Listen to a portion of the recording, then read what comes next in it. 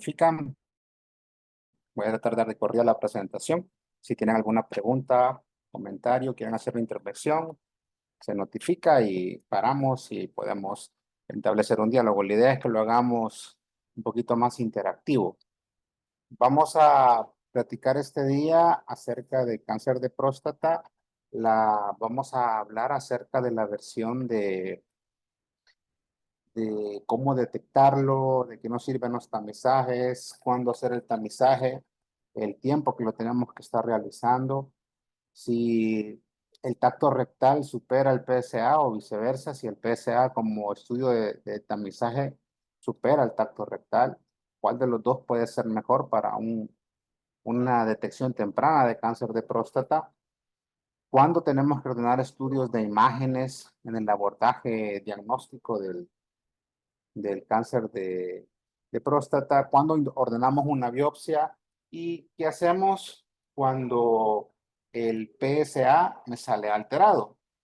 Quizás vamos a retomar dos principios básicos. Recordemos que las pruebas de screening o tamizaje son estudios que dejamos a pacientes que tienen el riesgo de tener una enfermedad. No tienen ni signos ni síntomas de enfermedad, pero hacemos una prueba que nos detecte o que nos dé unas posibilidades de enfermarnos. Parte de la prevención primaria es evitar que nos enfermemos. Prevención secundaria es detectar una enfermedad de manera más pronta posible.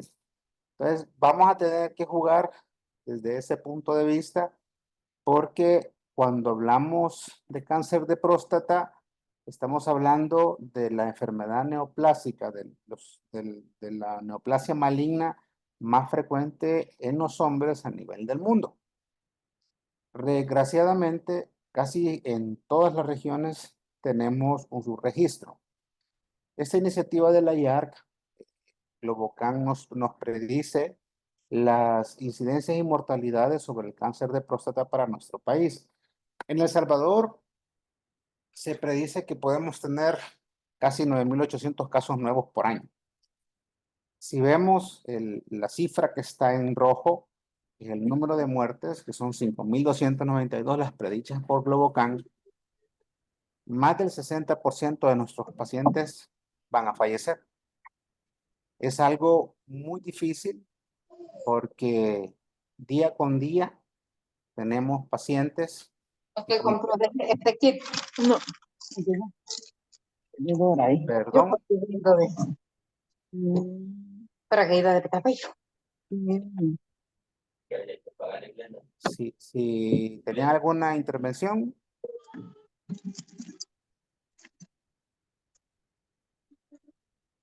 Bueno, continuamos. Si alguno quiere hacer alguna intervención, nos notifica y podemos hacerlo interactivo. La idea es que todos participemos. Entonces, volviendo a la casuística dicha por Globocan, todos los días tenemos casos nuevos de cánceres, todos los días tenemos muertes por cáncer. Entonces, es algo muy, muy preocupante. Y si focalizamos en cáncer en hombres, próstata, que es el principal que vamos a encontrar, tenemos que cáncer de próstata no necesariamente va a ser el que más llega a nuestra consulta, porque la mayoría de los casos son de un riesgo muy bajo, que no dan ni signos ni síntomas, pero tienen el cáncer y tienen unas sobrevidas mayores a 10 años. Entonces, probablemente hay muchos pacientes después de la sexta, séptima década de la vida que tienen un cáncer de próstata de muy bajo riesgo con el mínimo de los síntomas o sin síntomas que nunca van a ser tratados. Por eso es que nosotros no vemos en el país la realidad de la incidencia de cáncer de próstata. Los que llegan a los hospitales son los cánceres que son metastásicos y nos llegan no por los síntomas de cáncer de próstata en sí, sino que donde está la metástasis por un dolor lumbar crónico, una fractura patológica en el área lumbar o en cualquier otro hueso largo. Por esos síntomas que nos llegan los pacientes. En estadios iniciales o cuando el cáncer está localmente avanzado y hay síntomas prostáticos, regularmente buscan atención con los colegas de urología. Entonces, o cuando los vemos en primer nivel, pueden pasar desapercibidos sus síntomas prostáticos como una infección de vías urinarias baja o una hiperplasia o hipertrofia prostática, que la podemos confundir por los mismos, porque coexisten con los mismos síntomas clínicos. Entonces, primer mensaje para llevar a casa: cáncer de próstata es el más frecuente a nivel del mundo en hombres, también en El Salvador.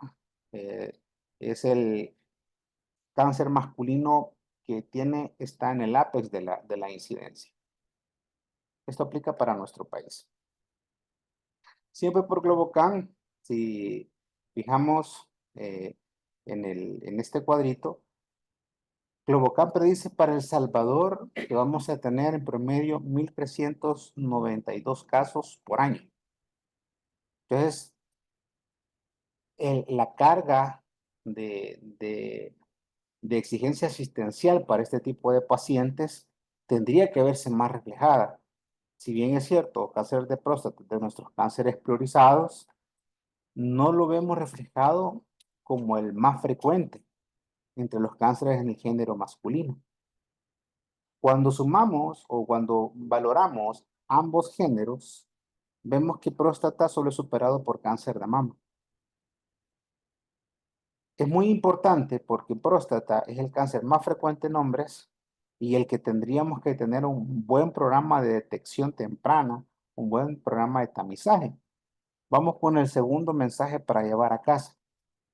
Como no todos los cánceres van a tener una expectativa de vida corta, hay muchos cánceres, la mayoría van a ser de bajo riesgo, que van a tener una expectativa de vida mayores a 10 años, que ni siquiera van a tener algún tipo de intervención. El impacto de un tamizaje en cáncer es para mejorar la sobrevida del mismo cáncer. O sea, es hacer detección temprana para que los pacientes no mueran por el cáncer o tengan una sobrevida más larga. La mayoría de los casos de cáncer de próstata, los de bajo riesgo principalmente, tienen sobrevidas mayores a 10 años. Entonces, por ese principio es que el tamizaje que hacemos no es en base a la población, es en base a la oportunidad de ver al paciente con síntomas prostáticos. Si agarramos a 1,2 millones de salvadoreños de género masculino de 50 hasta 79 años, considerando más o menos la población por la census de DIGESTIC, si hiciéramos 1,2 millones de PSA, es muy probable que encontráramos estos 1,390 casos, pero esos 1,390 casos, la mitad o más de la mitad van a ser de muy bajo riesgo. Vamos a estar haciendo PSA de controles, biopsias y someter a pacientes a tratamientos que probablemente no van a tener ninguna repercusión en la sobrevida. Insisto, el cáncer de próstata de bajo riesgo, muy bajo riesgo, tienen sobrevidas mayores a 10 años, incluso sin ni siquiera intervenir. Hay dos conceptos, uno de ellos es vigilancia expectante, que no hacemos nada más que observar al paciente. El otro es vigilancia activa, que estamos midiendo PSA constantemente, haciendo estudios de laboratorio, buscando la actividad del cáncer o progresión del mismo cáncer. Entonces, muchos de los pacientes en esos dos estatus de riesgo, muy bajo riesgo y bajo riesgo, no necesitan medicación. Entonces, el objetivo nuestro es detectar los cánceres que sí van a generar un problema, que están sintomáticos, que debutaron con hematuria, que han creado síntomas obstructivos. Ese es parte del target de los tamizajes en base a la oportunidad. Vamos a ofrecer las formas de tamizaje a los pacientes que han presentado alguna forma de sintomatología urinaria baja o sintomatología obstructiva. Entonces, a eso nos referimos con tamizaje en base a la oportunidad. Un paciente de 50 a 79 años que llegó por su control de hipertensión o diabetes, ya sea o nuestros familiares, nuestros padres, nuestros hermanos, nuestros tíos o nosotros mismos, si estamos en ese grupo etario y tenemos factores de riesgo para cáncer de próstata, que vamos a ver más adelante, y tenemos síntomas obstructivos de la vía urinaria baja, somos candidatos a una forma de tamizaje. Vamos a verlo eso más despacito. Ese es el objetivo de que vamos a platicar hoy en la tarde. Vamos a En relación a las formas en que se va generando el cáncer, a nivel del mundo, cáncer ha sido una epidemia. Sí, cada vez hay incremento, tenemos más factores de riesgo. Los factores de riesgo los dividimos en modificables y no modificables. En líneas generales, los no modificables son el componente genético y los modificables están asociados al estilo de vida. Todos los tipos de cánceres tienen estos dos grupos. El cáncer que es con, con componente genético, ese lo denominamos cáncer hereditario. Y el cáncer que no tiene componente genético, le decimos cáncer esporádico. Hay cánceres que están vinculados a los factores de riesgo exógenos o fuera de nuestra genética y esos factores llamamos epigenéticos. Todos, independientemente de dónde sea la topografía, tienen estos dos tipos de factores. Entonces, para saber a qué tamizaje somos nosotros candidatos, tenemos que cuestionarnos qué factores de riesgo tenemos nosotros como personas. La carga mundial prevista para cáncer, si vemos en la predicción de Globocán, siempre de la YARC, se va a incrementar casi 12 millones en los siguientes 14 a 15 años los nuevos casos por cáncer. Hay demasiados factores que se están vinculando a la génesis del cáncer, a la cabeza el tabaquismo, consumo de bebidas alcohólicas de manera recreativa, contaminación, malos hábitos alimentarios, exceso de carnes rojas, y entre otros factores que sí son modificables, que serían el objetivo de los programas de detección temprana en cuanto a promoción de salud, fomentar la vida saludable. Y este incremento exponencial de más de 10 millones de casos alrededor del mundo están vinculados a los factores epigenéticos, ni siquiera a los genéticos, sino que a los epigenéticos que están afuera de nuestra genética y factores que desgraciadamente son modificables y no hacemos intervención individual de cada persona para evitar esos factores modificables. Vamos a contestarnos después de un par de slides, quiénes somos candidatos a un tamizaje de cáncer de próstata, o de mi familia, de mis conocidos, de mis amigos, de mis compañeros de trabajo, quiénes son candidatos a un tamizaje para cáncer de próstata. También tenemos que contestarnos cuál tamizaje me voy a hacer. ¿Será el PSA el mejor tamizaje? ¿Será el tacto rectal el mejor tamizaje? ¿La combinación del PSA y el tacto rectal? ¿Cuándo vamos a ser candidatos a una biopsia prostática? Eso es lo que tendríamos que tener claro después de esta plática. Las enfermedades crónicas no transmisibles, ahora dentro de esas se incluye cáncer. Si se fijan, nosotros en neoplasias malignas estamos punteando las principales causas de muerte. Creo que es muy aparatoso ver que solo somos superados por las enfermedades cardiovasculares y otro tipo de enfermedades crónicas, pero estamos en tercer lugar entre las enfermedades no transmisibles en causas de muerte. Es muy preocupante porque la mayoría de los cánceres son prevenibles, la mayoría de los cánceres pueden ser detectados de manera temprana. Aquí vamos a denominar factores de riesgo. Estos son los factores de riesgo que podemos evitar. Son los factores que podemos deshabituar más bien. Son los factores de cambio de estilo de vida, factores que sí son modificables, ¿sí? Que podemos evitarlos de nuestro día a día, mantener un peso adecuado, deshabituación del tabaco, incluso ojo, el tabaco está vinculado con casi todos los cánceres, que principalmente está vinculado al cáncer de pulmón, pero el tabaco se ha demostrado que se ha vinculado a todos los tipos de cáncer. Calculamos un índice que se llama índice paquete a año, que es la relación de cuántos paquetes de cigarrillos se fuman por año cada persona que tiene tabaquismo. Y cuando el índice de paquete año supera 10, da factor de riesgo para cualquier tipo de cáncer.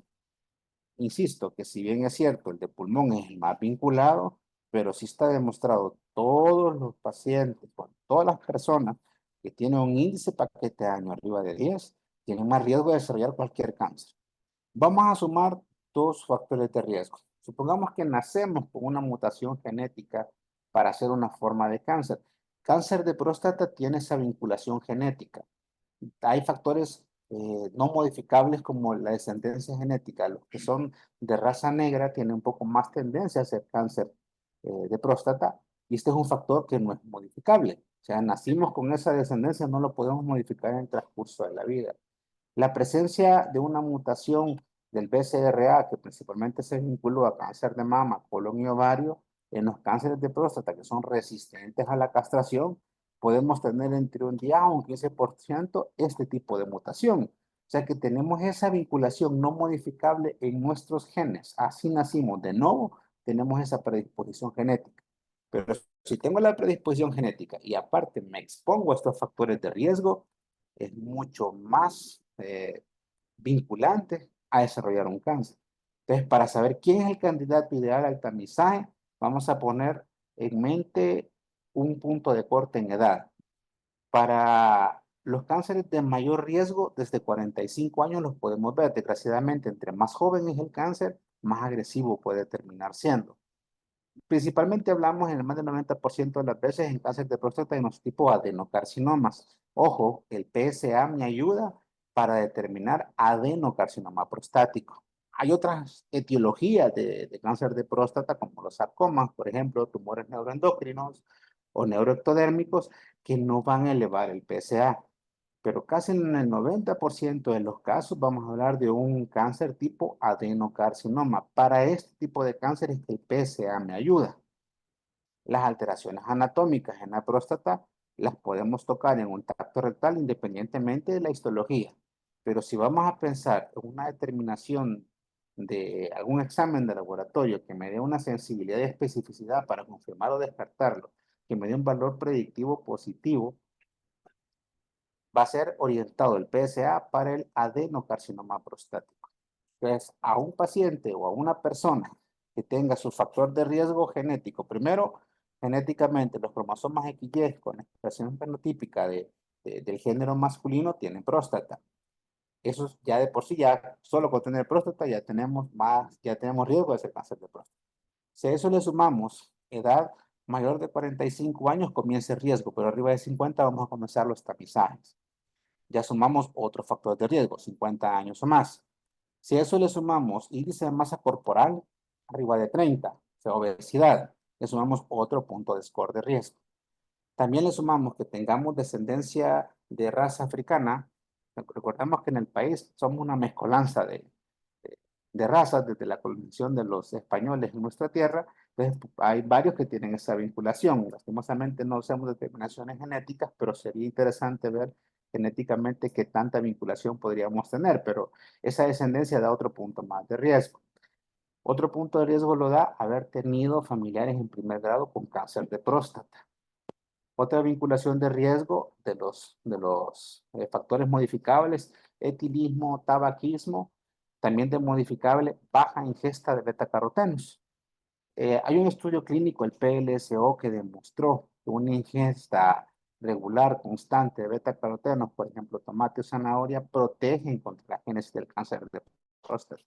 También el mismo estudio, si recuerdan más de alguna vez, o leímos o escuchamos mencionar, que el cáncer de próstata estaba vinculado a tener muchas eyaculaciones. Y ese estudio epidemiológico demostró que es un factor de protección tener más de 21 eyaculaciones por mes, porque el factor antiinflamatorio que producen las prostaglandinas que se producen en la próstata, en el líquido seminal, es elevado que está haciendo, ayuda a mejorar la inflamación. Entonces creíamos lo contrario, que entre más eyaculaciones tenía, más predisposición al cáncer de próstata, pero no, para cáncer de próstata era al revés, ayudaba más tener más de 21 eyaculaciones por mes. El problema es que a medida que va aumentando la edad, normalmente la vida sexual va disminuyendo.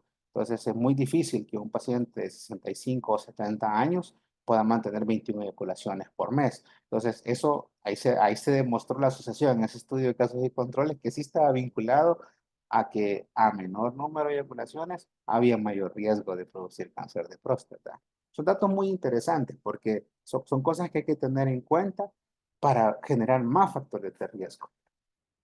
Entonces, si vamos a ir perfilando, según nuestra encuesta de obesidad, superamos el 25%, que no sé, no tendría que revisar completamente los datos ya maduros de obesidad en la encuesta de la ENECA, porque el índice de obesidad en nuestro país está incrementando. Tenemos una dieta que es a base de carbohidratos, somos altos consumidores de pupusas, de tamales, de pan dulce. Entonces, la obesidad está vinculada a este desbalance que hay en los factores inflamatorios y antiinflamatorios que pueden producir cualquier mutación o cualquier metilación en el DNA de las células de cualquier tejido y puede perder la respuesta inmunológica que controla el crecimiento de las células y desencadenar un cáncer.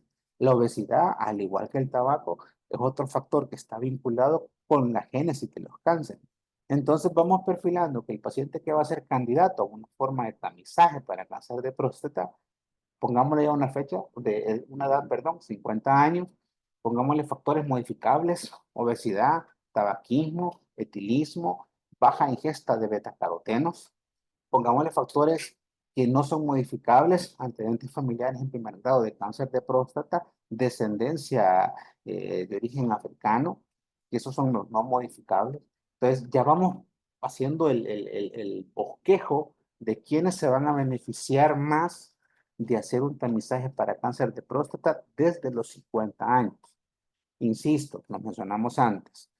El PSA como método de tamizaje está diseñado para el adenocarcinoma prostático, que puede representar un 90% de todos los cánceres de próstata. No nos confiamos, pueden haber cánceres que tienen PSA normal. Y hay otras histologías que también el PSA no se va a afectar. Entonces, un abordaje inicial perfectamente puede ser un PSA, pero hay que complementar con el análisis de factores de riesgo, evaluación clínica del paciente y por supuesto un tacto rectal. Si vamos a poner en una balanza qué posibilidades tengo de detectar el riesgo de cáncer de próstata basando PSA y tacto rectal, uno es complemento del otro. Podemos empezar con un PSA, pero un PSA alto hay que ofrecer un tacto rectal. Muy bien. Esto es lo que nos pide la Organización Panamericana de la Salud, someter a personas sin síntomas. O sea, vamos a agarrar a alguien de 50 años que no tiene ningún signo ni síntoma de enfermedad. Ese es un tamizaje.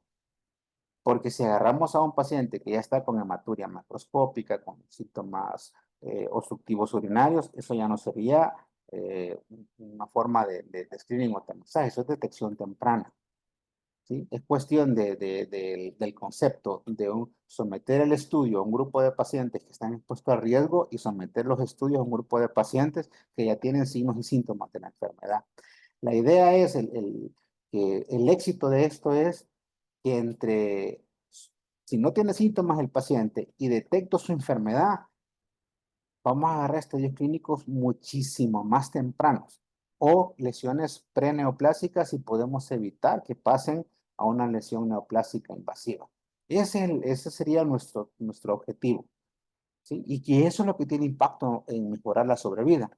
¿Recuerdan al principio que les decía que con próstata estábamos entre tamizaje en base a la población y tamizaje en base a la oportunidad? Como lo que queremos es mejorar sobrevida total y sabemos que más de la mitad de los pacientes van a ser de un riesgo muy bajo y la sobrevida va a ser mayor a 10 años sin intervenciones, entonces, ¿qué tanto impacto puede tener someter a todas las pacientes a un tamizaje en base a la población si la mitad no los vamos a tratar o les vamos a dar solo vigilancia constante? Entonces, se decide hacer un tamizaje en base a la oportunidad de detectar a un paciente que inicia con síntomas prostáticos, porque ese es el que va a tener un riesgo intermedio, alto o muy alto de progresión de enfermedad y metástasis. Ese va a ser nuestro objetivo para el tamizaje o detección temprana, más bien dicho, si nos acoplamos a este concepto, porque vamos a empezar a buscar a un paciente que ya está empezando a tener síntomas prostáticos o síntomas tentativos de la vía urinaria baja con factores de riesgo. El paciente nos puede llegar por infecciones de vías urinarias a repetición, por cloriacuria, por urgencia urinaria. A ese vamos a ir pensando en perfilarlo si tiene factores de riesgo que cumplen de los modificables y no modificables. A ese es el que vamos a ir pensando en someterlo a una evaluación, inicialmente con un PSA y dependiendo del valor o si el paciente se dialoga con el paciente, ofrecerle un tacto rectal. Importante, si no tenemos la experticia para hacer el tacto rectal, tenemos que ocupar nuestra red de servicios de salud para solicitar que alguien que tenga la experticia del tacto rectal lo haga. Recordemos que el pudor de los pacientes es muy importante. Podemos hacer un PSA que es representativo, pero si dentro de mis habilidades clínicas no tengo la capacidad de reconocer una próstata que esté sana de una enferma, mejor hay que reconocer eso y se le va a referir al paciente a quien sí puede hacernos eso. Porque tenemos que ir perfilando, está en juego hacer o no un diagnóstico temprano de cáncer de próstata que puede ser potencialmente complicable e invasivo. Entonces, algo muy importante, porque ahora hay varias pruebas, incluso los cromosomas tienen en la parte superior de los cromosomas está una estructura que se llama telómeros y tienen una enzima que se llama telomerasa. Cada vez que las células se van dividiendo en la fase de mitosis, cuando se va dividiendo el DNA, los telómeros se van acortando. Ese acortamiento es lo que conocemos genéticamente como senescencia. Ese acortamiento de los telómeros, la senescencia de la célula, el envejecimiento de la replicación de la célula, ahora se puede medir por pruebas en sangre. Ya hay pruebas que me pueden medir cómo se van comportando los telómeros y pueden ver cuándo no se están reduciendo los telómeros y eso en cáncer de próstata me da un poco más de sensibilidad y especificidad que medir un simple PSA. Hay pruebas genéticas también ahora donde podemos ver DNA circulante en sangre de células neoplásicas. Próstata, por ejemplo, los pueden marcar y podemos saber estadios muy tempranos o seguimientos de biopsias líquidas. ¿Cuál es el problema? La costo-efectividad. Un PSA para una institución, comparado en volumen, no pasara de $10. Conozco específicamente el dato, pero una prueba genética para medir actividad de los telómeros o un ctDNA, o sea, en biopsia líquida, supera los $200 una sola prueba. Entonces, incrementamos 30, 40 veces el costo para tener una información muy similar si sumamos los factores de riesgo modificables, no modificables, más los síntomas que puede tener el paciente, que recuerden irritación prostática, más un PSA y complemento con una evaluación clínica. Esto es algo muy importante. Para un sistema macro como el nuestro en salud, es muy probable que la costo-efectividad de las pruebas nuevas no representen una tecnología sanitaria. Si tenemos que hacerla, fabuloso, pero creo que hoy por hoy, a nivel macro de nuestro país, va a seguir siendo determinación de factores de riesgo PSA, complemento contacto rectal y luego pasar a una biopsia. Si bien es cierto, podemos reducir con las pruebas genéticas que se hacen en biopsia líquida hasta un 30% de las biopsias que, llamémoslo entre diéresis, no van a ser necesarias para próstata, pero vamos a incrementar mucho los costos. Entonces es algo que se tiene que analizar y verlo con lupa. ¿Por qué es el pleito de comenzar con estadios clínicos lo más tempranamente posible? Porque sometemos al examen a los pacientes que tienen factores de riesgo y síntomas prostáticos. Bueno, ¿qué es la diferenciación entre las dos razas, blancos y negros? Pero es muy importante según la etapa clínica en el transcurso del tiempo, cómo se va comportando la sobrevida de los diagnósticos basados en etapas tempranas. Etapas clínicas 1 y 2, que son las próstatas confinadas, se mantienen las sobrevidas. Pero en cambio, etapas clínicas locorregional avanzadas o metastásicas, las sobrevidas van cayendo dramáticamente en los primeros 5 o 6 años. Entonces, es muy probable que un paciente en etapa temprana se mantenga una sobrevida mayor a 10 años y en etapa avanzada las sobrevidas se calculan a menos de 5. Ojo, la clasificación de riesgo del cáncer prostático tiene factores de laboratorio, gabinete y evaluación clínica para clasificarlo en muy bajo, bajo, intermedio, alto y muy alto riesgo. Eso ya es una evaluación multidisciplinaria que se tiene que hacer con la ayuda de un equipo entrenado con exámenes de laboratorio y gabinete y combinarlo con una biopsia. Probablemente la detección temprana inicialmente va a comenzar con la determinación de los factores de riesgo en un paciente expuesto a su grupo de riesgo, que sería 50 años o más. Insisto, hay pacientes de 45 años que pueden tener cáncer de próstata avanzado, pero por lineamiento nacional vamos a comenzar esta determinación a los 50 años. Al biopsiar la próstata, hacemos una clasificación histológica que el patólogo nos la traduce por este score de Gleason.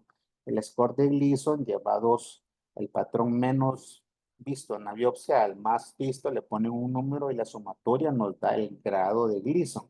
Y esto nos sirve para hacer grupos de riesgo.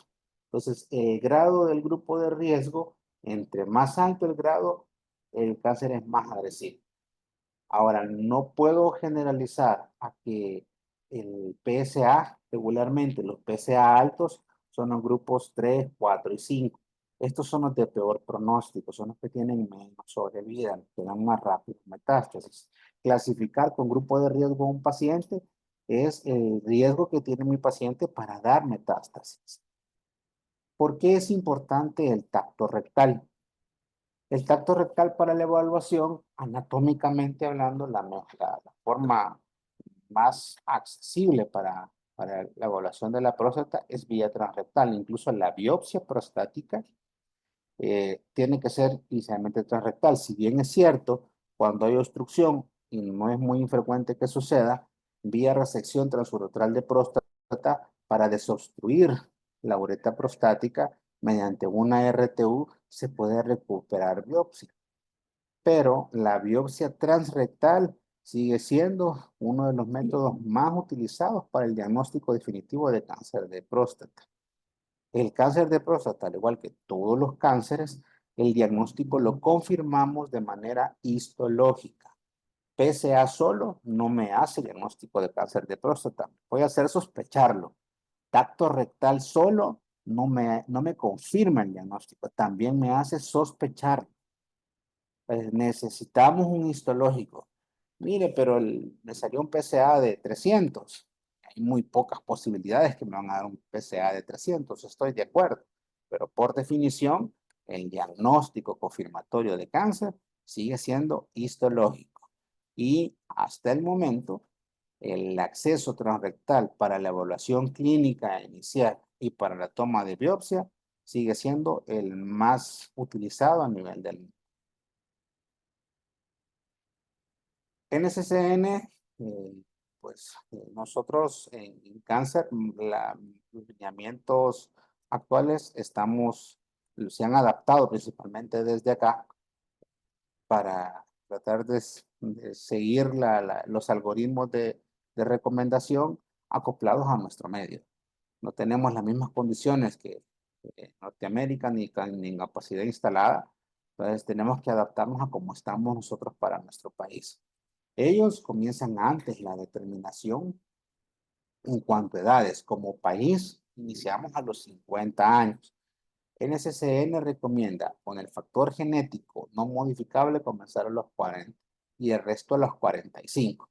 Para nuestro país, donde en el quinquenio que se analizó hace un par de años en el primer esfuerzo del diagnóstico en cáncer, el grupo etario era un poquito más alto, estaba entre 50 y 60 años. Ojo, hay algo que nos obliga a hacer intervenciones en atención primaria. Los objetivos de desarrollo sostenible, el 3, nos obliga a mejorar la sobrevida en el grupo etario de 30 a 59 años. Los diagnósticos iniciales de próstata no todos van a focalizarse en este grupo, probablemente sean arriba de los 60 años, pero desgraciadamente los más agresivos, los de Gleason más alto, los que tengan un PSA más alto, los que más rápido den metástasis, van a caer en ese grupo etario. Entonces, quizás el otro mensaje de llevar a casa es que el cáncer de próstata no va a ser exclusivo de un paciente adulto mayor de 70, 80 años. Tenemos pacientes que van a tener una presentación muy agresiva en edades menores, quinta, sexta década de la vida. Sexta década principalmente, entre 50 y 60 años. Entonces el algoritmo me hace recordar la determinación de los factores de riesgo modificables, no modificables, ofrecerle al paciente la forma de tamizaje.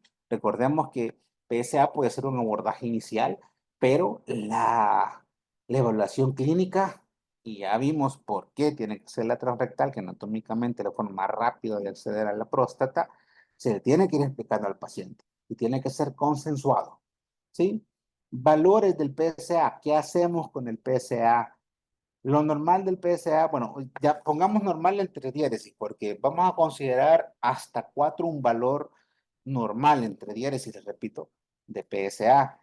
Hay situaciones que pueden hacer que se nos eleve el PSA sin ser cáncer, ¿sí? Estar sentados por periodos prolongados nos puede elevar el PSA.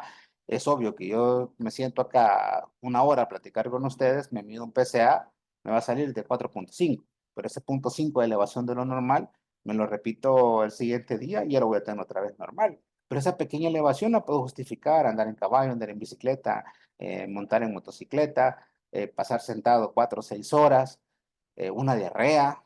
Eso me puede hacer pequeñas elevaciones del PSA, pero no vamos a pensar que me salió el PSA de 90 y no, es que estuve sentado en la oficina 8 horas y por eso me elevó el PSA. Eso no es así, ¿sí? Entonces pongamos de corte 4, pero ese corte de 4 llamémoslo entre diéresis virtual porque sabemos que hay muchas situaciones que me lo pueden elevar un poco, pero valores que superen el 4 nos tienen que hacer llamar la atención. Hay formas de corregir el valor del TSA basado en edad, pero les aconsejo que para fines prácticos, si tenemos un paciente género masculino, menor de 50 años, con factores de riesgo modificables y factores de riesgo no modificables, que tiene un PSA mayor de 4, lo más, lo más relevante para ese paciente es ofrecerle un examen digital de la próstata. Si no tengo el componente técnico y la habilidad clínica para hacerlo, buscar a quien nos pueda ayudar con esa evaluación clínica, porque ese paciente es potencialmente biopsiable. Ah, ¿cómo se da en la formación de cáncer? Tenemos una célula, esto aplica para todos los cánceres, pero tenemos una célula normal en nuestro cuerpo. Llamemos a esta célula una célula de la próstata normal. Hay procesos inflamatorios que hacen que se pierda el balance entre lo inflamatorio y lo antiinflamatorio. Ya vimos cómo la obesidad controlaba interleucina 1, interleucina 6, había bloqueado de factores de necrosis tumoral, se bloqueaba apoptosis por la misma inflamación. Entonces, todo eso, ese desbalance va a ser una fase donde va a comenzar los cambios de una célula normal a una célula anormal. Eso le decimos iniciación. A la fase de iniciación tenemos dos vinculantes, cosas con las que nacemos, los cánceres hereditarios o las mutaciones con las que tenemos, y las cosas fuera de nuestra genética, que son los cambios epigenéticos. Por ejemplo, el tabaquismo, que es el más frecuentemente vinculado. Entonces, si sumamos los cambios que tenemos en nuestra genética, el desbalance entre los factores inflamatorios y antiinflamatorios, todos los factores fuera de nuestra genética, luz ultravioleta, tabaquismo, etilismo, sedentarismo, bajo consumo de betacarotenos, bajo consumo o alto consumo de carnes rojas, por ejemplo, bajo consumo de verduras, esos cambios que son modificables, se suman a los genéticos y a eso le llamamos promoción. Cuando ya la célula tiene todos esos cambios, ya hay alteraciones en la fase de síntesis del ADN y cuando se hace la mitosis de la célula, se divide la célula, ya van con esos cambios, esas células ya van a diferentes anormales, se siguen dividiendo y ya son células que están genéticamente diferentes, han perdido la capacidad de muerte celular programada, ya no tienen un número finito de replicaciones, ya no hacen senescencia, ya no tienen envejecimiento celular. Entonces, ya esa inestabilidad de la replicación, ya eso le llamamos progresión. Y así es como se nos va vinculando la formación de un cáncer en cualquier tejido de nuestro cuerpo. La idea es evitar factores epigenéticos para no llegar a la progresión o hacer métodos de tamizaje en los pacientes, en las personas que tenemos factores genómicos en la fase de iniciación. Cuando logremos hacer eso, es lo que nos pide la Organización Panamericana de la Salud, someter a tamizaje sin signos y síntomas, eso es lo que está vinculado en mejorar la sobrevivencia. En el transcurso del tiempo, considerando 120 meses, los grupos de riesgo del Gleason, del grupo 1 hasta el grupo 5, la sobrevida, si se fijan, en los primeros 5 años son menos del 20%. Los tratamientos de deprivación androgénica o los tratamientos ante la testosterona le puede dar una sobrevida muy buena al cáncer de próstata hasta que el paciente fallece. ¿Qué es importante? Ese es otro mensaje de llevar a casa. Cáncer de próstata no se maneja con quimioterapia como los demás cánceres. Si bien es cierto, se puede usar quimioterapia, pero no es el primer escoge de tratamiento. Fisiopatológicamente, el adenocarcinoma prostático está vinculado su crecimiento a la hormona testosterona. 85% se produce en los testículos, por eso parte del tratamiento históricamente recomendado es la orquiectomía o la castración quirúrgica, pero recordemos que hay un 15% de testosterona que se puede producir en las suprarrenales. Ahí salieron los bloqueantes de acción central, que mediante análogos de GnRH, FSH, LH, podemos bloquear a nivel central las hormonas para que se inactive la producción de testosterona. Entonces, hay dos formas de inducir una castración. Está la quirúrgica, que es amputar los testículos, y está la médica con las inyecciones de tratamiento antiandrogénico. Y eso lo combinamos con medicamentos que bloquean receptores. Eso ya es muy propio del tratamiento. Lo importante es que sepamos que a grupo mayor de riesgo, menor la sobrevida, y el grupo mayor de riesgo se puede vincular con PSA más alto y los grupos de edad más bajos. Es importante, vemos elevación del PSA, valorar la toma de biopsia lo más rápido posible. Esto es lo que hacen los bloqueantes a nivel central. Lo que hacemos es evitar la producción de testosterona de los testículos y las suprarrenales. Así podemos lograr bloqueo del 100% de la testosterona. El problema es que esto se tarda un poquito. El amputar los testículos, pues, deprivamos el 85% de la producción de testosterona, la bloqueamos desde empezando, ¿no? O sea, se hace la orquiectomía e inmediatamente ya se baja el 85% de producción. En cambio, con las inyecciones de acción central, no es tan rápido, se tardan días o semanas. Vale. ¿Cuándo iniciamos los tamizajes de cáncer de próstata? Masculino, mayor de 50 años, con factores de riesgo para cáncer de próstata. Recordemos cuáles eran, los dividimos en dos grupos. Los dividimos en factores que no pueden modificar, por ejemplo, el genético, haber nacido con cromosoma XY, o sea, genéticamente masculino, tener el componente en primer grado de cáncer de próstata, padre o hermanos con antecedentes de cáncer de próstata, descendencia afroamericana también está vinculado a eso, presencia del oncogen BCRA también está vinculado a eso, son factores no modificables. Los factores modificables, índice de masa corporal arriba de 30, tabaquismo, etilismo, bajo consumo de beta-carotenos, alto consumo de carnes rojas, bajo consumo de verduras, sedentarismo, son los factores que puedo modificar. Entonces, si tengo un paciente de 50 años con cualquiera de esos factores, ahí empieza el tamizaje para cáncer de próstata.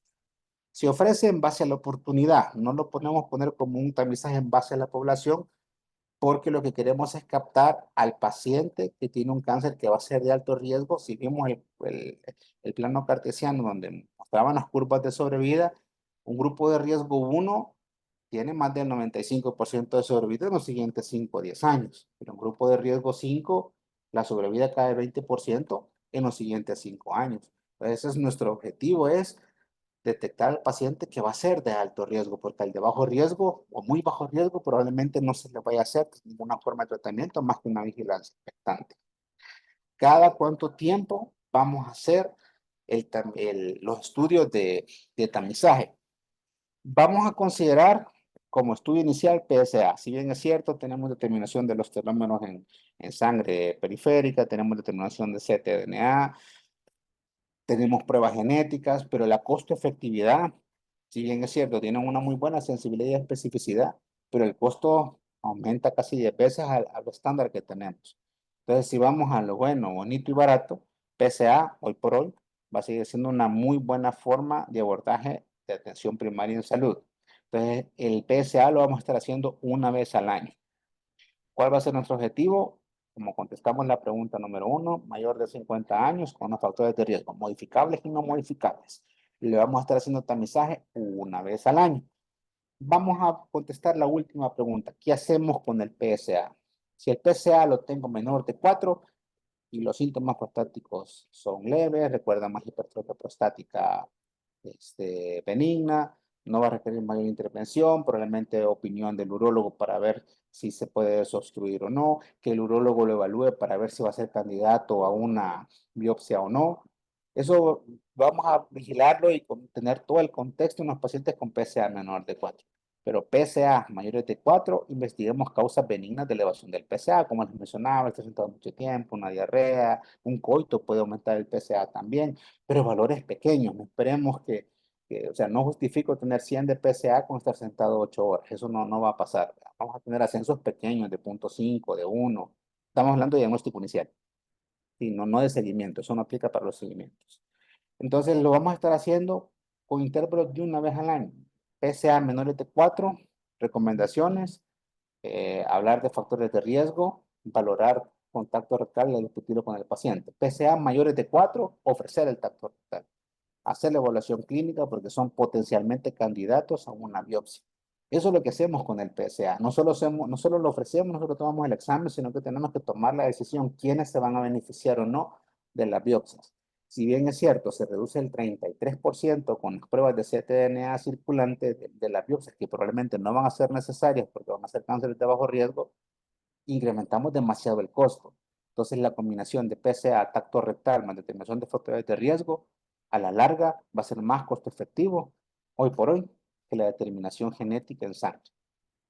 Claro, es una tecnología nueva, pero la parte del, si hacemos un modelo de Markov que daría alto costo con alto beneficio, ¿verdad? En cambio, PSA nos queda alto beneficio con costo bajo. ¿Qué será mejor? ¿Tacto rectal o PSA? Pues no es que uno sea mejor que el otro. Si entiendo qué está pasando con el PSA y analizamos qué hacer con el PSA, perfecto. Si puedo hacer un buen tacto rectal y tengo la habilidad clínica de hacer un tacto rectal y tomar decisiones como evaluación clínica, pues perfecto. Lo mejor es complementar uno con el otro. Eso quizás es como el sexto mensaje de llevar a casa. El hecho de que un PSA esté normal no me excluye hacer un tacto rectal. ¿Sí? ¿Y cuándo vamos a hacer estudio de imágenes? Me he fijado que a veces abusamos de la ultrasonografía prostática. En cáncer de próstata se ha demostrado que el beneficio de la ultra transrectal es en función de la toma de biopsia transrectal. Es para hacer ecodirigida la biopsia. Ya de por sí ella sola no hace diagnóstico. Recuerda que cuando platicamos antes, decíamos que el diagnóstico de cáncer de próstata lo hacíamos mediante una histología. No se hace por PSA, no se hace por tacto rectal, no lo hacemos por método de imágenes. Estudios complementarios, tomografías, resonancias magnéticas, angiograma óseo, PET scan, todo eso lo vamos a valorar si confirmamos un cáncer y esas decisiones las dejamos a los equipos multidisciplinarios. Y el último punto, ¿todos los pacientes van a ser candidatos a biopsia? La respuesta es no.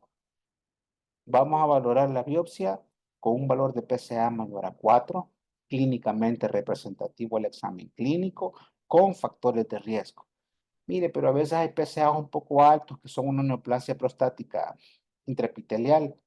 Está bien, la podemos hacer, pero ya requiero de más equipo y más especialistas. Si nos focalizamos al cómo, cuándo y por qué hacer un PSA, lo vamos a hacer una vez por año con los pacientes de 50 años o más, con factores de riesgo, con síntomas prostáticos.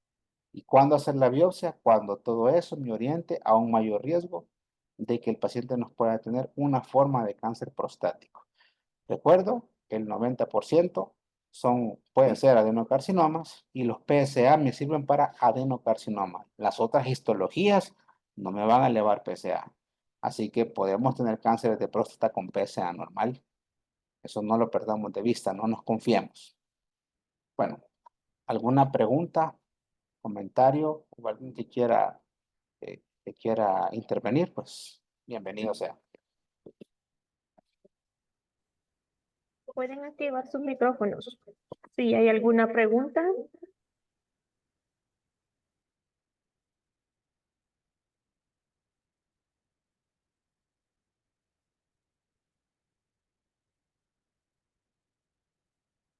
¿Todo quedó claro o todo quedó confuso?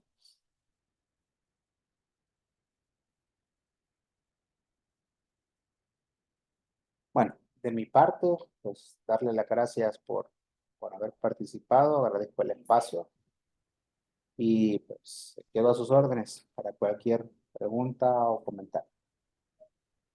Dice, excelente ponencia. Gracias, doctor.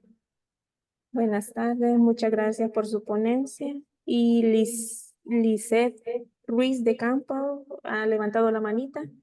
No sé. Que vamos a abrir el micrófono.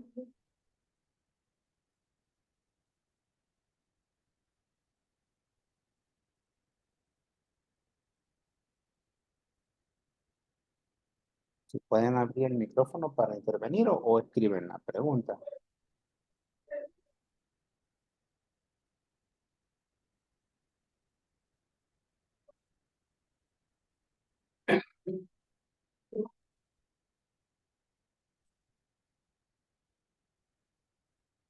Lisette Ruiz de Campo.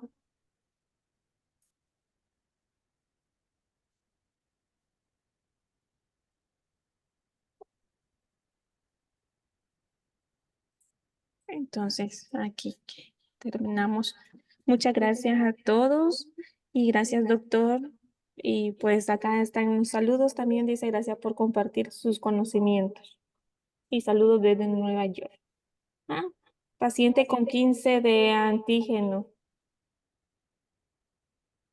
Paciente con 15 de antígeno específico, dice. Le han dado X antibiótico. Imagino que están preguntando acerca de algo importante, la prostatitis, que es una inflamación de la próstata que puede tener componente infeccioso, puede hacer una elevación del PSA.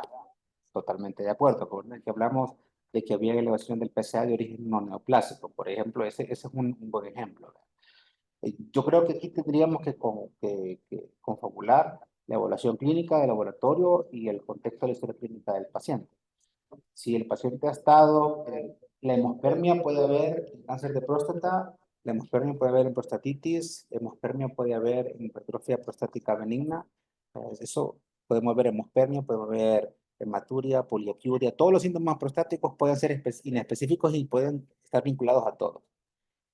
Pero si en la evaluación clínica no encontramos una alteración anatómica en la próstata o solo la sentimos como que está inflamada, vemos leucocitosis de neutrofilia, algo que recuerde que el origen es infeccioso, y ahí sí recomendaría una evaluación clínica más por urólogo. Si él considera que puede ser secundaria una infección y da tratamiento, el tratamiento de las prostatitis son de bastantes días, ¿no? Son 14, 21 días. Y si después de haber tratado la prostatitis el PSA baja, pues es muy probable que no era por cáncer de próstata, porque la prostatitis puede elevarnos el PSA. Recordemos lo que decíamos, que causas no malignas de elevación del PSA. Claro, si de repente tengo un PSA de 450 o más de 600, que no me lo puede medir la máquina, va a ser muy difícil que pensemos en una prostatitis. Pero con un valor de esos que está para un riesgo intermedio bajo, pues habría que sí pedirle que urología nos evalúe. Si considera urología que puede ser de origen infeccioso, pues tratar la prostatitis y después medir el PSA. Ahí sí sería un seguimiento estrecho, principalmente ya con especialidad de urología, porque no estamos tratando exclusivamente el cáncer. Puede haber algo que nos explique esa elevación del PSA. Hacer un PSA de 4 a 6 meses después de haber controlado la infección, pues está bien, ¿no? Pero hay otros parámetros clínicos que hay que ver: proteína C reactiva, leucocitosis y neutrofilia, la evaluación clínica del paciente. Eso con respecto a esa elevación, llamémosla entrediéresis sutil del PSA, porque repito, mate 4 nos tiene que hacer ya poner en alertas para el semáforo de diagnóstico, no poner un semáforo en amarillo. Hay que hacer más, hay que evaluar y estudiar al paciente. Hola, buenas tardes. Doctora, Les buenas saludo tardes, desde, mucho sí, gusto. gracias, doctor. Ya nos permitieron abrir el micrófono. Primero, pues felicitarlo.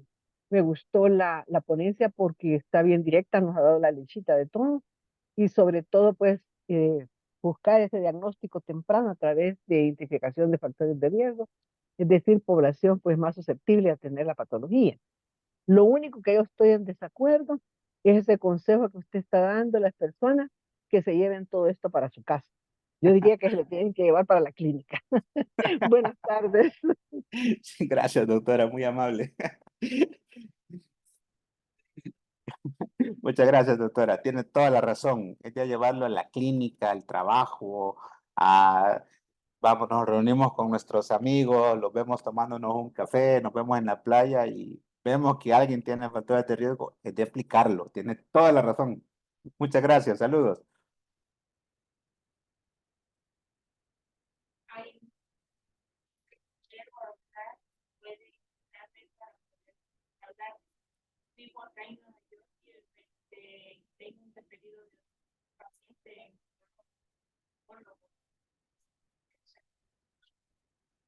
Y Roberto Linares, puede abrir su micrófono.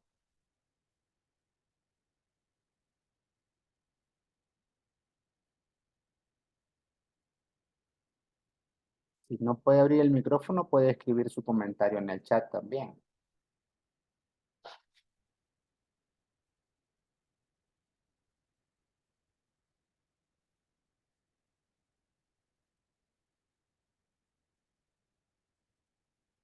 Pero bueno, si, no sé cómo estamos ahí con el tiempo. ¿Sí? Puede escribir. Ok, hoy ya. Perfecto, gracias. Buenas Adelante. tardes, doctor. Buenas tardes. Bueno, yo fui médico militar en el Hospital Militar de El Salvador. Hoy estoy acá en Nueva York. He estado en el Stony Brook. Eh, era médico general allá. Me gustaría compartir esa patología que les escribí ahí de un paciente que tiene 15 de PSA específico y bueno, le dieron antibiótico, pero otro urólogo pues le dijo que ya estaba muy elevado y que tenían que hacerle biopsia, el tratamiento para descartar cáncer. El paciente fue de acá de Estados Unidos a El Salvador. Pero bueno, primeramente Dios que llegue por ahí donde un colega urólogo, no sé si está presente ahí, Eric Melgar.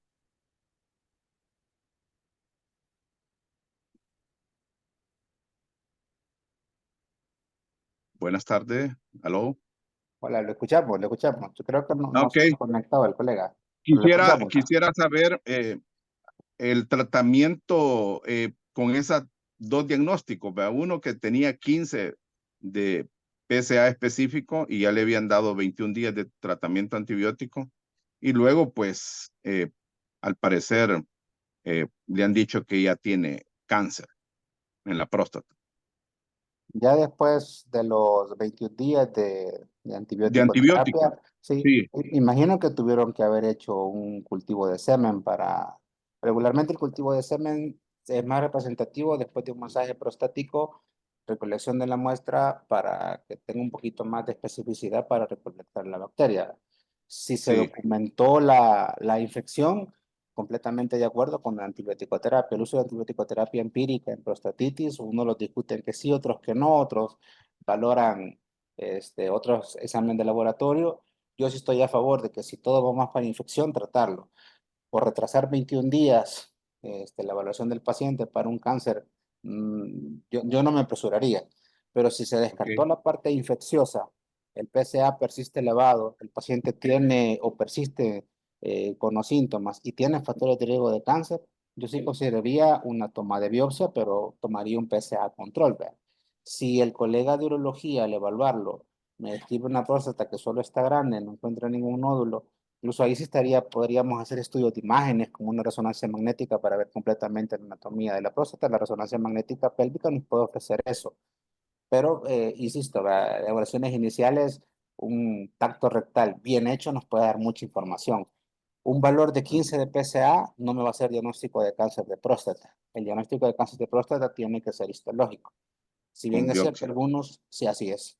Por definición, ese es el... Ahí, Y si el patólogo me lo ve, es cáncer.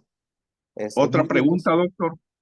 Hay un paciente que sí tuvo cáncer, le recibió quimio, todo el tratamiento acá en Manhattan, en Nueva York, pero está teniendo ya dificultad en la erección. Y él me pregunta qué puede hacer. Vea, ya probó la famosa bombita, le dieron Viagra, etcétera. Entonces, él me dice, ¿qué otro tratamiento? Porque tiene dificultad para poder tener relaciones sexuales con su Sí. esposa. Vaya, el reiniciar la vida sexual es bastante complejo porque depende del Difícil. tratamiento que se utilizó, ¿verdad? Porque si se sometió a una prostatectomía radical, ya con los nuevos procedimientos de la cirugía robótica, ya hay más preservación de los pudendos, hay una mejor preservación de los nervios y puede permitirle una erección después. Y eso en estadios bien tempranos no terminan con terapia de depuración de testosterona. Si él usó terapia de depuración de testosterona, pues el paciente quedó castrado. Ahí ni con bombita, ni con pastillas. Habría que ver qué tratamiento hicieron. La radioterapia a veces, si bien es cierto, tiene menor margen de lastimar los nervios pudendos, pero aún así puede dar neuropatía, disminuir las posibilidades de erección y disminuir bastante la sensibilidad.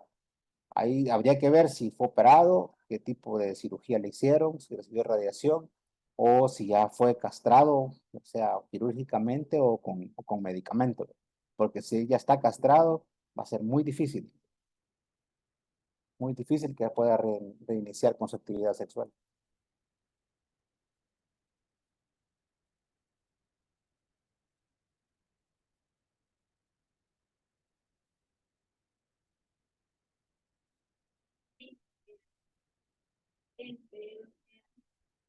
Se puede elevar en una prostatitis y cuánto tiempo se corrige el valor.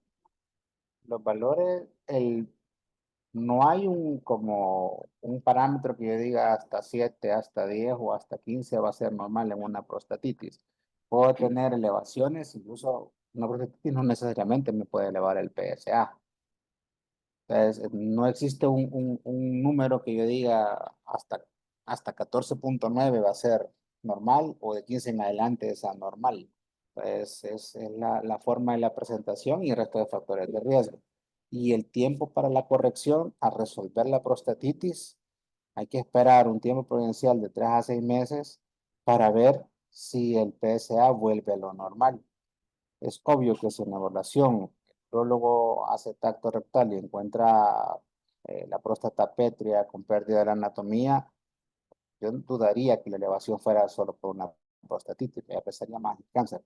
Por eso sería de valorar todos los parámetros. La parte epidemiológica, los exámenes de laboratorio, en este caso el PSA, insisto, para nosotros el semáforo en amarillo va a ser siempre PSA mayor de 4, que tenemos que ver los demás. La valoración clínica, el resto de examen de laboratorio, en este caso prostatitis, insisto, un cultivo de semen después de un masaje prostático nos puede ayudar a aclarar si en verdad hay un agente infeccioso en la próstata. No necesariamente lo vamos a encontrar, pero nos puede ayudar a aclarar eso. Entonces, en conclusión, no habría un número máximo o mínimo y hay que resolver primero la prostatitis para valorar el nuevo PSA. Y si hay dudas, siempre considero que la biopsia nos puede ayudar, ¿verdad? Porque si el patólogo lo mira y nos dice el patólogo que es cáncer, ese es el diagnóstico.